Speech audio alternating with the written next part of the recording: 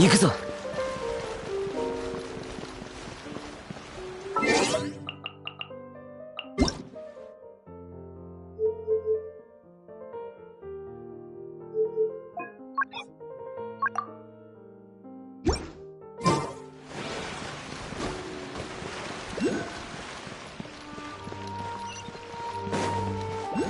Entrance to the fortress! Ooh, he really is there!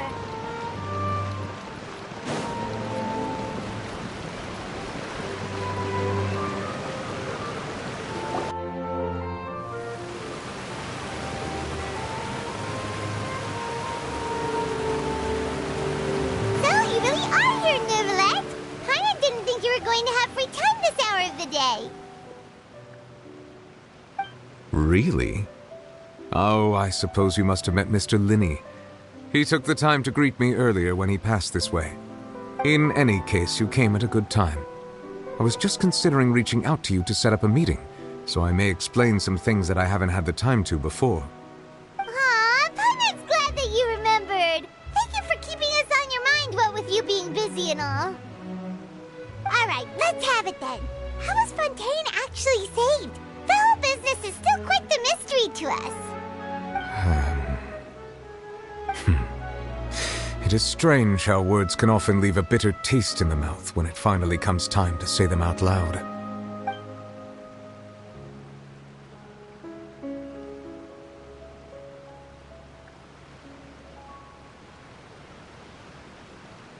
Whoa.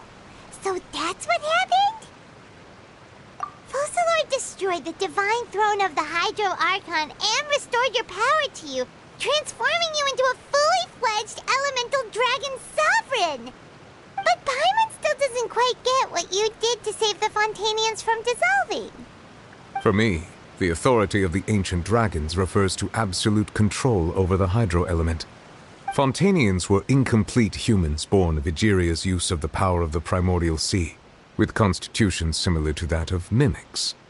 But so long as those primordial energies remain within them, I could use the ancient dragon's authority to grant them true blood, after the fashion in which life was first brought into being on this planet. In other words, when I gave my verdict, Fontainians became true humans, and thus would naturally no longer be dissolved by water from the primordial sea. Focalor must have counted on you to make that decision as well.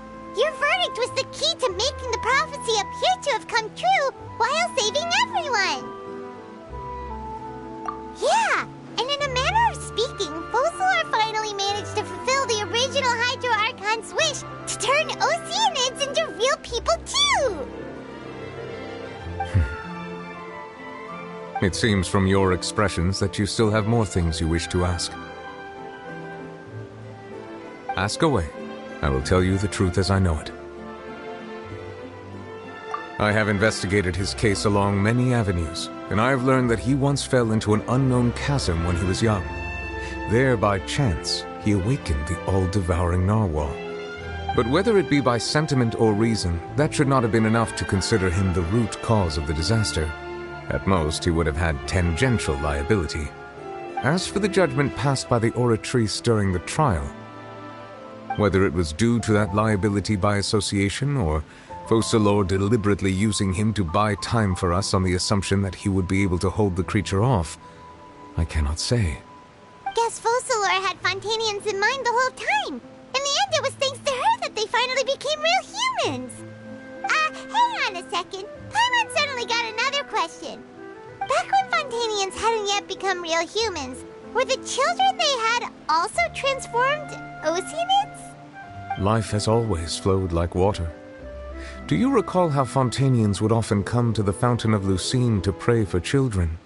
Yeah, Lynette said the fountain is where all the waters in Fontaine converge. In truth, even those couples did not know that such prayers were no mere custom, but instead a form of ritual. Those Oceanids who were blessed within the spring water would later descend as new humans in the coming months. Paimon sorta gets it now. Either way, seems like this ritual won't be of any further use, but it'll probably live on as a local custom. Ask away. I will tell you the truth as I know it. Yeah, about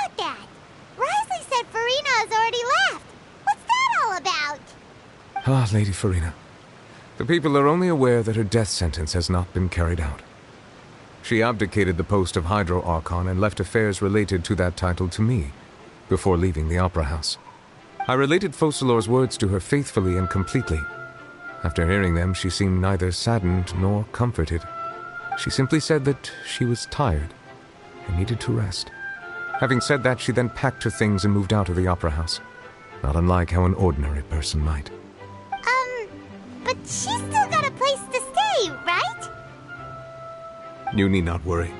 I will make arrangements to ensure that she will not want for food, clothing, board, or travel. In truth, I am somewhat happy for her. The wear and tear on her spirit will, of course, take time to heal. But now that she no longer has to play the role of Focalor the Hydro Archon, she can finally lay down her burdens and lead a normal life. What about you then? What are your plans now that you've regained your full powers as the Hydro Dragon? After Focalor passed on, the Oratrice also ceased to function. This matter will directly affect our trials. After much careful consideration, I've decided to take over its role in our courts. From now on, I shall hear cases and pass verdicts by myself. Looks like you're still considering stuff from the perspective of the Udex, huh? As an elemental dragon, there are indeed many things that I must do. But this power and this duty, in a manner of speaking, you could say that both were granted to me. As such, before I attend to my other responsibilities, I must first and foremost continue to serve Fontaine as its highest judge. The duty of the Hydro Sovereign and the duty of the Udex shall coexist within my person. Additionally, the Hydro Archon's departure has brought about another problem, which is that the Opera House shall no longer produce indemnitium. That's true. That power was derived from the people's faith in the Hydro Archon, wasn't it? Wait, but the various mechs and machines in the city are all still okay. Where are they getting their energy from? As I am now, I have full command over New Musia, and it can serve as a complete substitute. Another reason why I cannot quite leave Fontaine immediately. Wow. This ancient dragon's authority stuff is really quite useful, huh? Ask away. I will tell you the truth as I know it. Oh, that's right! They say you've given it to the knave as a diplomatic gift or something! Leaving aside their intentionality, the two Fatui Harbingers have indeed done much for us during this crisis. Their sole remaining goal in Fontaine, at least at this point, would seem to be the Gnosis. The Oratrice has ceased to function.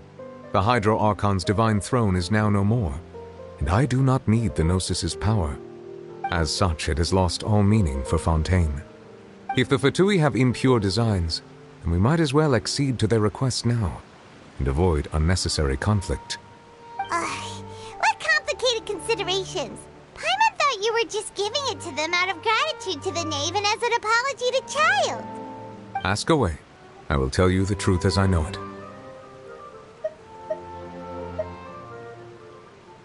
You will soon be heading to Natlan, I presume.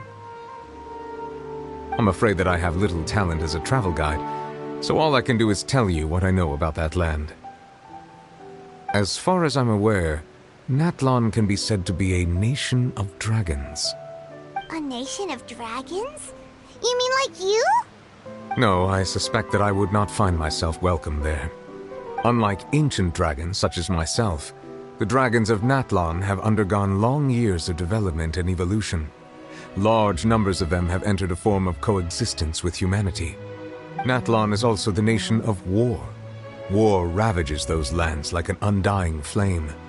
There is one other piece of information I got incidentally from my negotiations with the knave that I believe may be useful to you.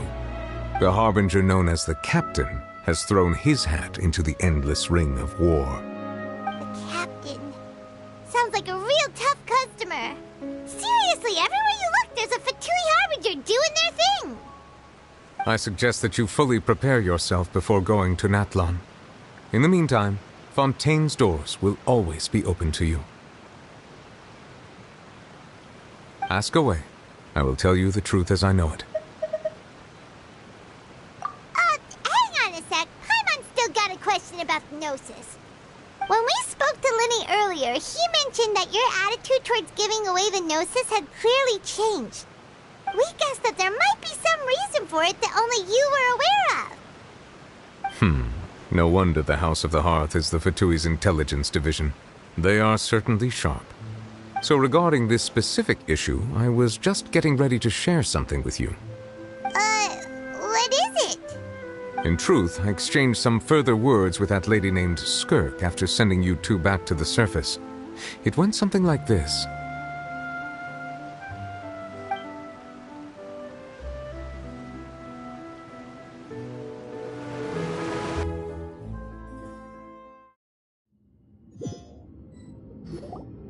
Well, we're going to head topside to see what's going on. You hurry over soon as well, all right, Nervalet?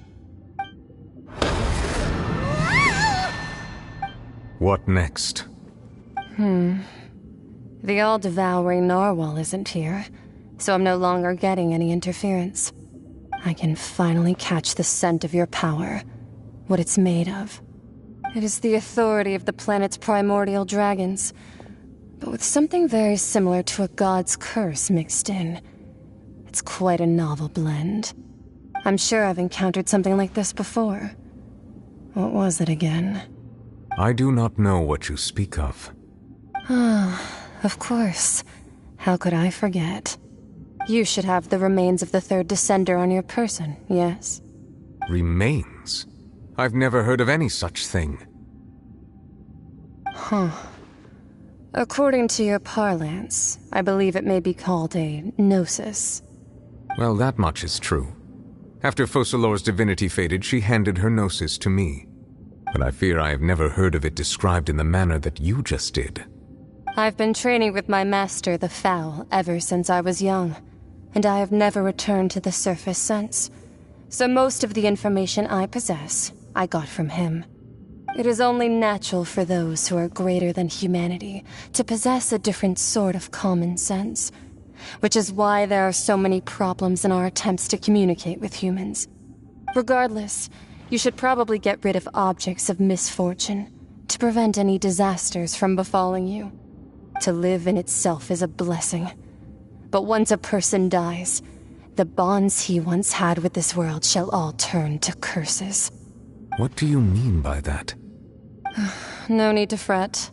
These are just my personal thoughts, and my reason for no longer wishing to return to the surface. This third descender you refer to, who are they? And when did they die? Master never mentioned them to me. Perhaps it just wasn't that important for me to know. If you're interested, though, I could ask him. I'll be sure to pass the answer on to you next time. Next time? You believe we will meet again? I do. Wait. I have a disciple of my own, don't I? He can be the messenger then.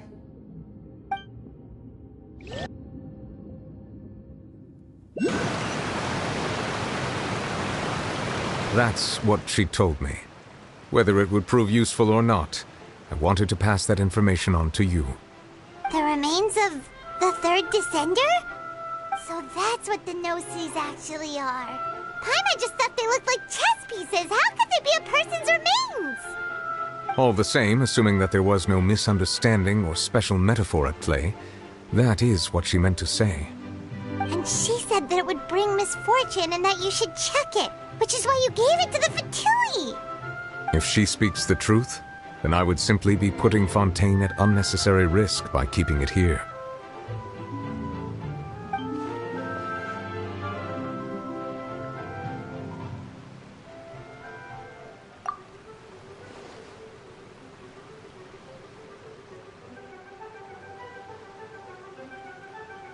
I had guessed that you might already be familiar with this concept, but I did not expect you to be one of them.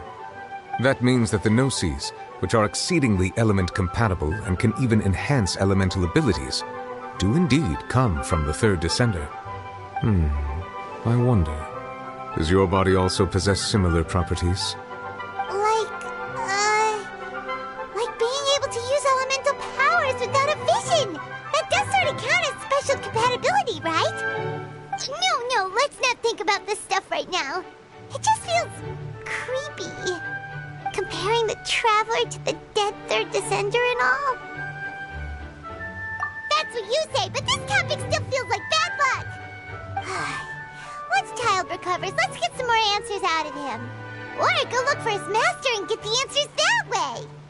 I too believe it unwise to make too many blind guesses when information is lacking. The same is true of being at court. All right. Whatever the case, it seems like the crisis here in Fontaine's over for now. Yes. All of Focalor's efforts were for this moment as well. But she sacrificed herself in the end as a god, and she suffered through all those years as a human. Was that really what she wanted? I suppose that would be the mystery of a god's will. I suspect not. But once in a while I too would guess that if wishes were like the clouds in the sky, they will one day return to the earth as raindrops. Life flows like water, and rain is the final answer. The water levels may sometimes tilt one way or another, but the rain falls fairly upon all. And what, ultimately, is the difference between the rains that fall upon all of us?